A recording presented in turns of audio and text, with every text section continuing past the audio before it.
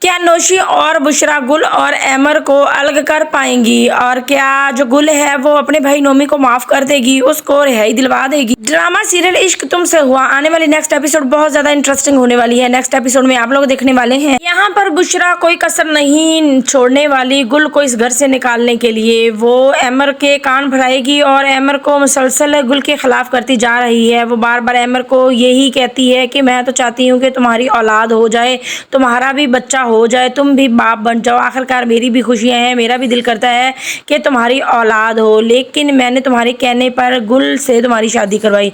अब जो गुल है ना तो वो मुझे मुंह लगाती है और ना ही कोई मेरा एहतराम करती है। मुझे नहीं पता था कि ये लड़की इस तरह की निकलेगी। बुशरा की बातें सुन सुनकर एमर के दिल में भी अब खोट आ गया है गुल के लिए। वो काफी ज्यादा गुल के खिलाफ हो चुका है और अब वो यही सच समझता है कि वाकई ही मेरी माँ जो कहती है वाकई सच कहती है और गुल वाकई ही ऐसी निकली। एक सीन में दिखाया जा रहा है कि एमर घर लेट आता है। गुल आगे से पूछती है, काफी ज्यादा परेशान होती है। वो परेशानी के आलम में पूछती है कि एमर कहाँ रह गए थे, कहाँ रुके हुए थे, मैं कब से तुम्हारा वेट कर रही हूँ, तुम घर क्यों नहीं आए।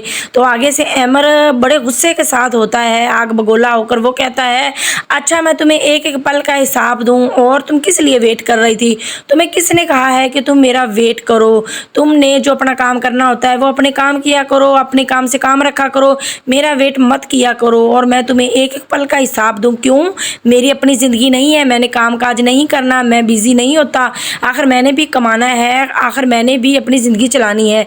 इस तरह की वो बातें करता है। जब गुल के पाँव के नीचे से तो जैसे ज़मीन ही निकल गई। वो हैरान परेशान होकर एमर को देखती रह जाती है कि एमर किस तरह का रवैया अख्तियार करने लग गया है अब मेरे साथ। इतने में बुशरा भी आ जाती है और तंजिया बातें करती है, तंज करती है वो गुल पर और एमर का हाथ पकड़ कर ले जाती है कमरे में। गुल तो देखती ही रह जाती है कि ये वही एमर है, कितना ज़्यादा बदल चुका है, अब मेरी कोई अहमियत नहीं रही इस घर में। अब जो नौशी है वो भी गुल पर तंज करने लग गई है। वो मुस्कुराती है, मजाक उड़ाती है गुल का कि देखो ये वही एमर है जिसको तुमने अपने हाथ कर लिया था और आज एमर हमारी बात मानता है और तुमको ज़रा भी अहमियत नहीं दे रहा। दूसरी ही तरफ दिखाया जा रहा है कि जो गुल है वो अपनी भाभी सुरैया के कहने पर पुलिस स्टेशन चली जाती है। वहाँ पर वो जब नोमी से मुलाकात करती है, नोमी आगे हाथ जोड़ने लग जाता है कि गुल मैं तुम्हारा भाई हूँ, प्लीज़ मुझे यहाँ से निकलवा दो, तुम्हारे कहने पर ही मैं यहाँ से निकल सकता हूँ, वरना नहीं। तो आगे से गुल बड़े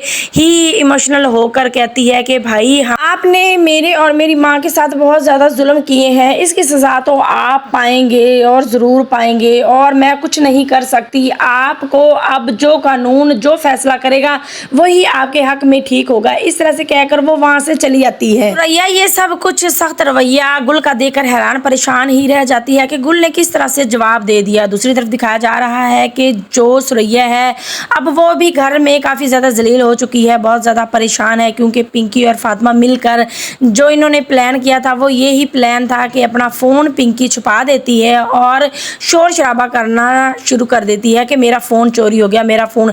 जैसे ही सास सुरैया आती हैं कि क्या हो गया है, तो आगे से पिंकी कह देती है कि मेरा जी फ़ोन चोरी हो गया। अब पिंकी और फातिमा ने ही सुरैया के इर्द गिर्द फ़ोन छुपा रखा है। यहाँ से वो फ़ोन निकाल लेती हैं और कहती हैं कि हाय हाय तौबा तौबा, सुरैया ने हमारा फ़ोन चोरी कर लिया। अब सुरैया पर चोरी का इल्ज़ाम लगा दिया पिंकी और फातिमा ने। यहाँ पर जो सुरैया है वो काफ़ी ज़्यादा सफाइयाँ देती है, लेकिन उसकी बात कोई नहीं मान रहा। और यहाँ पर फातिमा कहती है कि रईस को शाम को घर आने दें, फिर ही कोई फैसला होगा, फिर मैं आप लोगों से पूछती हूँ कि किस तरह से सुरैया ने चोरी की। अब सवाल ये है कि क्या जो एमर है और गुल के दरमियान वाकई ही दूरियां अब और ज़्यादा मज़ीद बढ़ जाएंगी और अब इनमें सुलह कभी भी नहीं होगी। नाजरीन अपनी राय का इजहार लाजमी कीजिएगा नीचे कमेंट सेक्शन में। अगर मेरी वीडियो पसंद आई हो तो मेरी वीडियो को लाइक कर दें और मेरे चैनल को सब्सक्राइब भी कर दें।